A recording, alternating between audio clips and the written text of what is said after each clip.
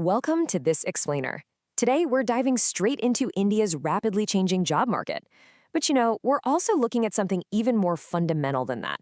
We're talking about how entirely different generations view the very core purpose of earning money and building a career. It's fascinating stuff. Get this, quote, "Not spending is a waste of earnings."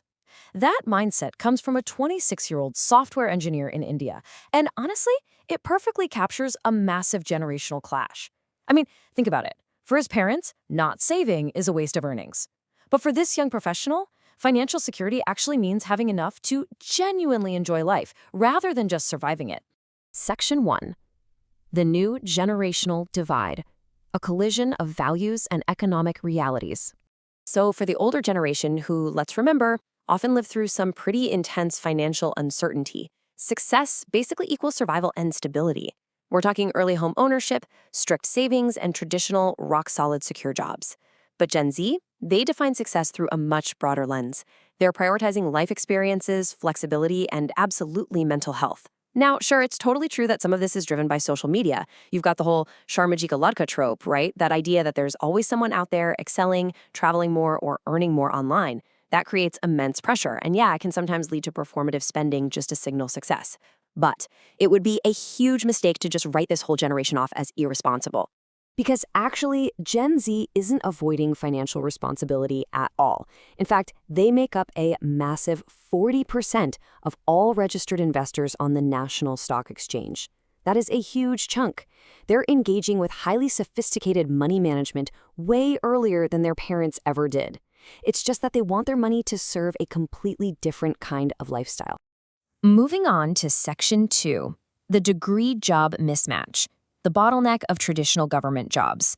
So why exactly are young people turning away from traditional paths? Well, it's because there is a massive, massive bottleneck. 220 million. Just let that number sink in for a second. That is the number of people who applied for government jobs in India between 2014 and 2022. That's 220 million young people desperately seeking security, prestige, and a pension. But here is where the crisis really hits. Out of those 220 million applicants, only 722,000 were actually selected. Put another way, for every 1,000 applicants, only about 3 actually get the job. It's wild. And this obsession has created this incredibly intense exam culture, where millions of educated youth are spending years out of the workforce, studying for exams they will, statistically speaking, likely fail. And that drastically drives up those youth unemployment figures. Which brings us to a pretty stark reality. Nearly 40% of fresh Indian college graduates are currently jobless. And, it's not because they aren't smart. It's because theoretical degrees often completely lack the practical, hands-on exposure that rapidly changing industries actually require today.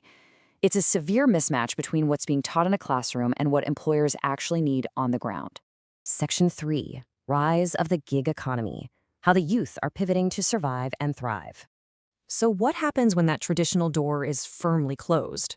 Well, people pivot out of sheer necessity. Take young folks like Akash Babu, who waited years in Delhi for a traditional job that literally never came. Enter the gig economy. This is a labor market defined by short-term, highly flexible work arrangements connected through digital platforms. This is definitely not your parents' traditional 9-to-5. We're talking app-based delivery, freelance coding, ride-sharing, and temporary contracts. And guys, the scale of this pivot is absolutely staggering. By 2020, India already had 15 million independent freelancers and gig workers. 15 million. And according to Niti Aayog projections, that workforce is expected to balloon to over 2.3 crore, so 23.5 million people by the end of this decade. As this sector grows, it's also evolving in some really fascinating ways. We're seeing brand new models emerge, like Bharat Taxi. Now, this is a newly launched, government-supported cooperative model backed by major Indian institutions. By operating as a cooperative, it's aiming to reduce or even completely eliminate the high per-ride commissions that are usually taken by the big tech platforms. That means a fairer share goes directly into the drivers' pockets. In fact, 56,000 drivers signed up during its early onboarding phase alone. That's a huge vote of confidence. However, as we look at this massive transition, we do have to objectively note that some old disparities are definitely still persisting in these new systems. For instance, female Indian freelancers earn an average of $17 an hour, compared to $19 an hour for men. On top of that, women currently only make up about 22% of the freelance workforce, so there is still some significant ground to cover to achieve real parity here. All right, Section 4, Startups and Alternative Careers, Redefining Success Through Passion and Innovation. You see, young Indians aren't just taking app delivery jobs. They are completely redefining the entire career ladder. Think about it. A decade ago, becoming a UX designer, an ethical hacker, or an eco-entrepreneur, those might have been totally dismissed as just hobbies. But today, thanks to the booming creator economy and widespread digital penetration, these are highly lucrative and deeply respected professions. The youth are actively seeking out purpose-driven work that aligns with their core values, not just their basic survival. And they're actually building their own companies to do it. The Startup India initiative recently celebrated a decade of growth with over 207,000 recognized startups across the country. And honestly, here's the best part of that stat. About 50% of these startups are emerging from Tier 2 and Tier 3 cities. Innovation has been completely democratized. It's no longer just locked inside the major metro bubbles. Take Aarti Singh's story, for example. She's a former call center operator and tailor who really wanted to start a business, but just lacked the initial capital. Well, she utilized a digital microloan platform called Mahila Money, which is specifically designed for underserved women, to fund driving lessons. From there, she eventually launched a safe, women-only taxi network. And now, she's actually training other women to do the exact same thing. It's incredible. Or look at a startup like Fast Kashmir. Two entrepreneurs noticed that local small businesses were really struggling to deliver products because of erratic internet and super slow network speeds in their region. So they ingeniously built a delivery app optimized specifically for a 2G network. They essentially closed the local delivery gap, helped those small MSMEs thrive, and created local jobs in the process. Talk about a perfect local solution. And that brings us to Section 5, Bridging the Skills Gap, Vocational Training and Finding Financial Harmony. So how do we actually reconcile those traditional parent expectations with this wild modern economy? Well, as the saying goes, education without employable skills is incomplete.